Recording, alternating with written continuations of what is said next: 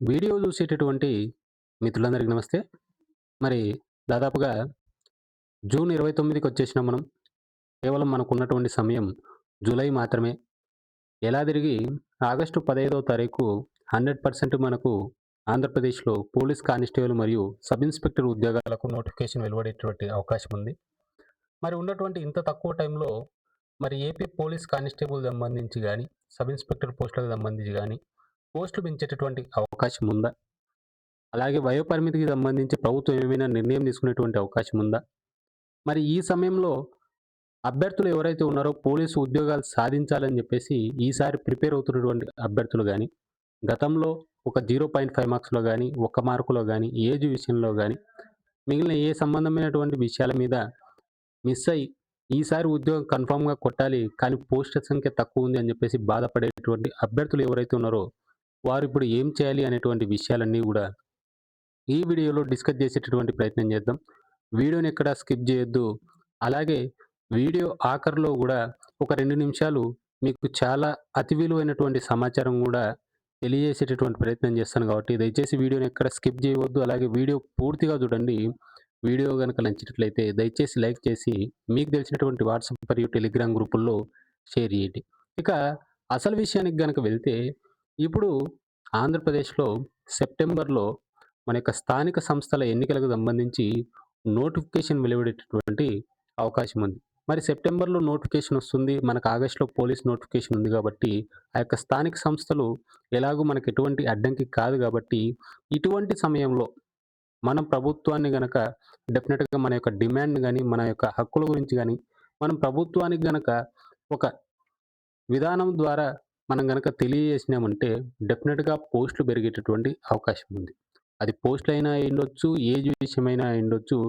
ఈ యొక్క స్థానిక సంస్థల ఎన్నికలను దృష్టిలో పెట్టుకొని ప్రతి ఒక్క నియోజకవర్గానికి సంబంధించినటువంటి ఎమ్మెల్యేలు గాని, ఎంపీలు గాని, స్థానిక ప్రజాప్రతినిధులు గాని డెఫినిట్‌గా మీకు అందుబాటులో ఉండేటటువంటి అవకాశం ఉంది కాబట్టి, ఎవరైతే ఈ యొక్క వీడియో చూస్తున్నటువంటి అభ్యర్థులు ఉన్నారో, మీరు మీ యొక్క వినతి పత్రాలను డైరెక్ట్‌గా వెళ్లి వారికి సమర్పించండి. అయ్యా! ఈ పోస్టులనేటివి దాదాపుగా 4 సంవత్సరాలైంది నోటిఫికేషన్ రాక. ఇప్పుడిచ్చేటటువంటి ఇంత తక్కువ పోస్టులలో లక్షలాది మంది అభ్యర్థులు పోటీ పడుతూ ఉన్నారు. కాబట్టి ఈ యొక్క పోలీస్ కానిస్టేబుల్ పోస్టులు ఏవైతే ఉన్నాయో వాటిని పెంచండి. అలాగే వయోపరిమితికి సంబంధించినటువంటి అంశాల మీద గూడా వారికి అర్థమయ్యే విధంగా నిరుద్యోగుల ఆశలు, ఆకాంక్షలు ఎలా ఉన్నాయో ప్రతిబింబించే విధంగా మీరు గనక ఒక వినతి పత్రాలను గనక అందించినట్లయితే 100% పోస్టులు పెరిగేటటువంటి అవకాశం ఉంది. అలాగే వయోపరిమితి గూడా పెరిగేటటువంటి అవకాశం ఉంది. ఇందుకు కావాల్సిందల్లా కేవలం ఎవరో వస్తారు, ఏదో చేస్తారని జెప్పేసి మీరు ఎదురు చూడకుండా మీరెవరైతే గ్రౌండ్‌లో కలిసి ప్రాక్టీస్ చేసేటటువంటి అభ్యర్థులు మీరే ఉండింటారు. మీ ఫ్రెండ్స్ ఉండిండొచ్చు. మీకు తెలిసినటువంటి అభ్యర్థులు చాలామంది గ్రౌండ్‌లో ప్రాక్టీస్ చేస్తా ఉంటారు. అలాగే మీరు చదివేటటువంటి స్టడీ హాల్‌లో గూడా మీకు తెలిసినటువంటి అభ్యర్థులు ఉంటారు. మీరే ధర్నాలు చేయడానికైతే కొన్ని వందల మంది గావాలి గానీ, ఇలా వినతి పత్రాలిచ్చి ప్రభుత్వానికి మన యొక్క సమస్యను ప్రభుత్వం దృష్టికి తీసుకుపోవడానికి ఒక 10 మంది చాలు. ప్రతి ఒక్క నియోజకవర్గంలో గూడా ఇప్పుడు మనకున్నటువంటి 175 నియోజకవర్గాలు ఏవైతే ఉన్నాయో, ఆ ప్రతి నియోజకవర్గానికి సంబంధించినటువంటి ఎమ్మెల్యేలకు గనక మీరు గనక వెళ్లి మీ యొక్క సమస్యల గురించి గనక మీరు గనక వినతి పత్రం గనక ఇచ్చినట్లయితే, ఇప్పుడు ఎన్నికలకు సమయం దగ్గర అవుతా ఉంది కాబట్టి, నిరుద్యోగుల ఓట్లు డెఫినిట్‌గా మనం కోల్పోకూడదని చెప్పేసి 100% పోస్టులు పెంచేటటువంటి అవకాశం ఉంది. ముందడుగు వేయాల్సింది మీరే. గత నోటిఫికేషన్‌కి సంబంధించి మీరు ఆల్రెడీ చూసారు. అరుణ్ సార్ ఎలాంటి సపోర్ట్ చేస్తాడు, అరుణ్ సార్ ఎలా వచ్చి బయటకొచ్చి మీకు సపోర్ట్‌గా ఉంటాడనేటువంటి విషయం మీకు తెలుసు. కానీ అభ్యర్థులు మీరు గనక బయటికి రాకపోతే మేమేమి చేయలేం. కాబట్టి గతంలో గూడా అభ్యర్థులే బయటకొచ్చి నోటిఫికేషన్‌లకు సంబంధించి ఎంత పోరాటం చేశారనేటువంటి విషయం గూడా మీకు తెలుసు కాబట్టి, మీరే దీని మీద ప్రత్యేక శ్రద్ధ పెట్టుకొని, మీరే డిస్కషన్ చేసుకొని, మీరు గనక ప్రభుత్వానికి వెళ్లి ఎవరైతే ప్రభుత్వ పెద్దలున్నారో, మీకు తెలిసినటువంటి మీ స్థాయిలో తెలిసినటువంటి వారిని పట్టుకొని, మీరు గనక వినతి పత్రాలు గనక అందించినట్లయితే 100% ఇది సక్సెస్ అవుతది. అలాగే ఒకవేళ మీరు గనక ఎమ్మెల్యేలను, ఎంపీలను మీరు కలిసి వినతి పత్రాలు ఇచ్చినటువంటి ఆ ఫోటోలు గాని, వీడియోలను గాని మీరే ఆ సోషల్ మీడియా ప్లాట్‌ఫార్మ్స్‌లో గాని, ఇన్‌స్టాగ్రామ్‌లో గాని, లేదంటే ట్విట్టర్‌లో గాని, లేదా మీకున్నటువంటి యూట్యూబ్ ఛానెల్‌లో గాని, లేదంటే నాకైనా గాని పంపించి వీటన్నిటిని గనక మనం సోషల్ మీడియాలో కాస్త వైరల్ చేయగలిగి ప్రభుత్వం దృష్టిలో పడేటట్టు గనక చేయగలిగినామంటే 100% పోస్టులు పెంచేటటువంటి అవకాశం ఉంది. సో, ఎవరైతే అభ్యర్థులు పోస్ట్‌ల పెంపు కోసం టెలిగ్రామ్ గ్రూపుల్లో, వాట్సాప్ గ్రూపుల్లో డిస్కషన్ చేస్తూ, "అన్న అది పెట్టండన్నా, ఇది పెట్టండన్నా, మీరు రండన్నా" అని చెప్పేసి అంటా ఉన్నారు. గుర్తుపెట్టుకోండి, ముందుగా నీ పోస్ట్ కోసం కష్టపడాల్సింది నువ్వే. కాబట్టి ఉదయాన్నే రేపు 1 తారీఖు మనం ఎలాగో పిలిపిచ్చాం. గ్రౌండ్‌లోకి వెళ్ళండి. గ్రౌండ్‌లోకెళ్ళి మీ ఫ్రెండ్స్‌తో డిస్కషన్ చేయండి.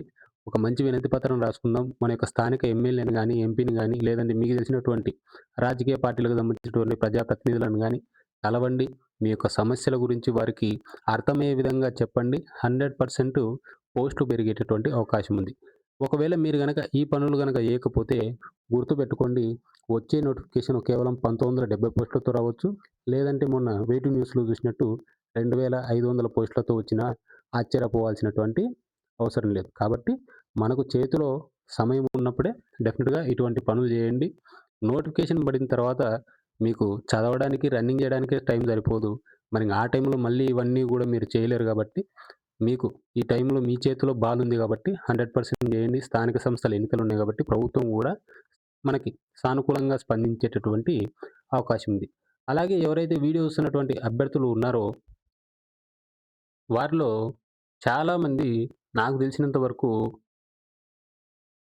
ఇలా డిగ్రీలు చదువుకొని, వారి యొక్క ఆర్థిక పరిస్థితులు బాలేక, తండ్రి గారికి పొలం పనుల్లో సాయం చేస్తూ, అలాగే ఇంటి దగ్గర ఉన్నటువంటి కొంత సమయంలోనే పోలీస్ జాబ్‌కి ప్రిపేర్ అవుతూ, లేదా తనకున్నటువంటి కుటుంబ బాధ్యతల రీత్యా తక్కువ శాలరీకే ప్రైవేటే ఉద్యోగాలు చేస్తూ, తనకు దొరికేటటువంటి కాస్త తక్కువ టైంలోనే పోలీసు కావాలని చెప్పేసి ప్రిపేర్ అయ్యేటువంటి అభ్యర్థులతో పాటు, ఎవరైతే పేద మహిళా అభ్యర్థులు ఉంటారో, అంటే కోచింగ్ సెంటర్‌కి కూడా వెళ్ళలేనటువంటి పరిస్థితిలో ఉండి, ఇంటి దగ్గరే ఉండి కొన్ని బుక్స్ పెట్టుకొని, ఆ యొక్క బుక్స్‌ని చదువుతూ ఎటువంటి ప్రిపరేషన్ ప్లాన్ లేకుండా, ఎటువంటి స్ట్రాటజీ లేకుండా, ఎటువంటి గైడెన్స్ లేకుండా ఇబ్బంది పడేటువంటి అమ్మాయిలు ఉన్నారు.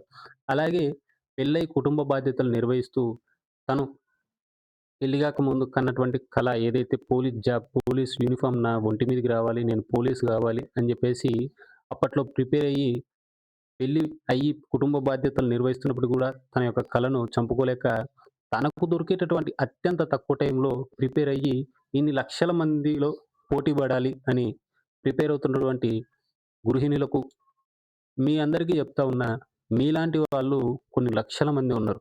చాలామంది అభ్యర్థులకు ఇక్కడ ఆర్థిక పరిస్థితులు ఒక్కొక్కసారి సరిగా ఉండవు.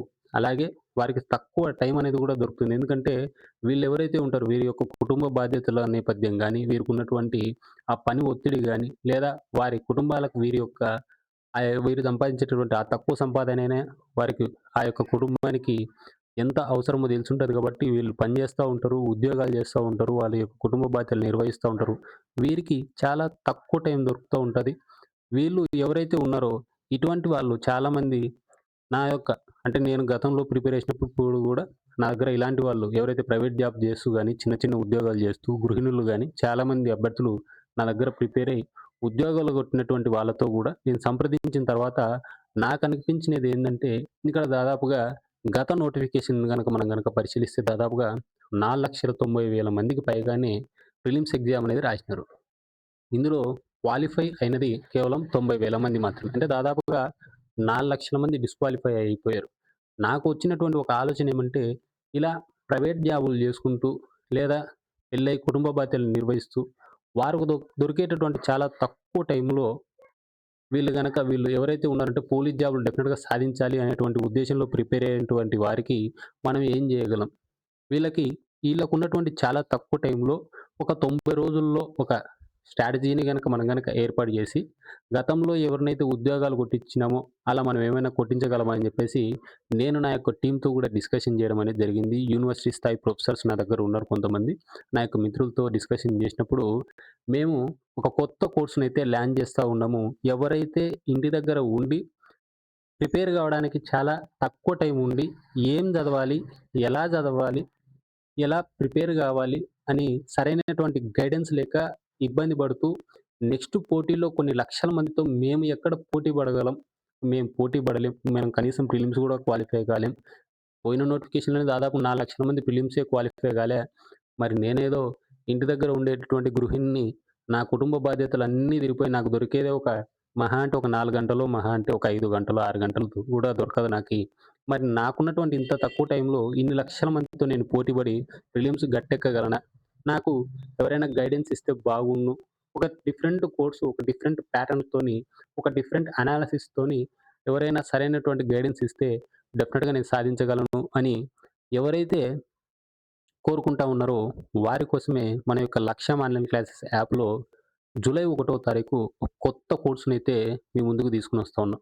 ఈ కోర్స్‌కు సంబంధించినటువంటి పూర్తి వివరాలు కూడా జూలై 1వ తారీఖు చెప్పడం అనేది జరుగుతుంది.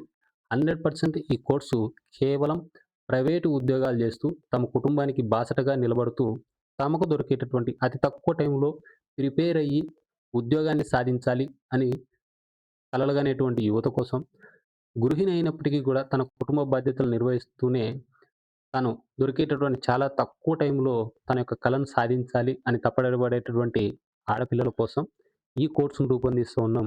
ఈ కోర్సును మిగిలిన విద్యార్థులతో పోల్చకుండా ఒక డిఫరెంట్ ప్యాటర్న్‌తోని, ఒక డిఫరెంట్ స్ట్రాటజీతోనైతే దీన్ని రూపొందిస్తా ఉన్నాం. ఆల్రెడీ దీనికి సంబంధించినటువంటి పూర్తి గ్రౌండ్ వర్క్ అనేది జరిగిపోయింది. దీనికి సంబంధించి పూర్తి వివరాలు జూలై 1వ తారీఖు తెలియజేసేటువంటి ప్రయత్నం చేస్తాం. ఈ యొక్క వీడియోలో లాస్ట్‌లో ఎందుకు చెప్తా ఉన్నానంటే, మీరు అధైర్యపడాల్సినటువంటి అవసరం లేదు. డెఫినిట్‌గా మీతో గూడా అంటే మీలాంటి వాళ్ళతో గూడా అత్యంత తక్కువ టైం మీకు దొరుకుతా ఉంటది.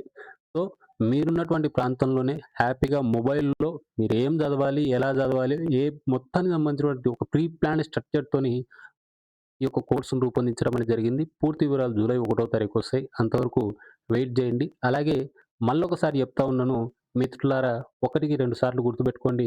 మన కోసము ఎవరో వచ్చి ఏదో చేస్తారని జెప్పేసి ఎప్పుడు గూడా మీరు అనుకోవద్దు. డెఫినిట్‌గా పోస్ట్‌ల పెంపు, అలాగే వయోపరిమితి పెంపు అనేటువంటి 2 అంశాలు గూడా మీ చేతిలోనే ఉన్నాయి. గతంలో అభ్యర్థులు ఇలాగే చేశారు.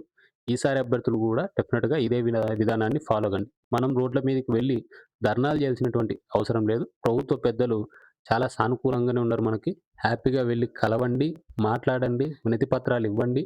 గత 4 సంవత్సరాలు నోటిఫికేషన్‌లు లేకపోవడం వల్ల మీరు పడినటువంటి బాధలు ఏవైతే ఉన్నాయో వాటిని గనక ప్రభుత్వ పెద్దలకు అర్థమయ్యే విధంగా గనక మీరు గనక చెప్పినట్లయితే 100% పోస్టులు పెంచేటటువంటి అవకాశం ఉంది. గుర్తుపెట్టుకోండి, మనకున్నటువంటి టైం కేవలం 45 రోజులు మాత్రమే. కాబట్టి మీ యొక్క డిస్కషన్ ఇప్పుడే స్టార్ట్ చేయండి. మీరున్నటువంటి టెలిగ్రామ్ మరియు వాట్సాప్ గ్రూపుల్లో గాని మీ ఫ్రెండ్స్‌తో షేర్ చేసుకోండి. అలాగే ఈ యొక్క వీడియోకి గూడా హైప్ అనేటువంటి బటన్‌ను ప్రెస్ చేయండి. నీలాంటి అభ్యర్థితో పాటు మరొక అభ్యర్థికి గూడా యూట్యూబ్ రికమెండేషన్‌లో ఈ వీడియో వెళ్ళేందుకు మీ యొక్క హైప్ అనేటువంటి బటన్‌ను ప్రెస్ చేయడం వల్ల అది దోహదపడుతుంది. వీడియో గనుక నచ్చితే దయచేసి లైక్ చేయండి, షేర్ చేయండి. మన యొక్క ఛానెల్‌ను సబ్స్క్రైబ్ చేసుకోండి. Thank you.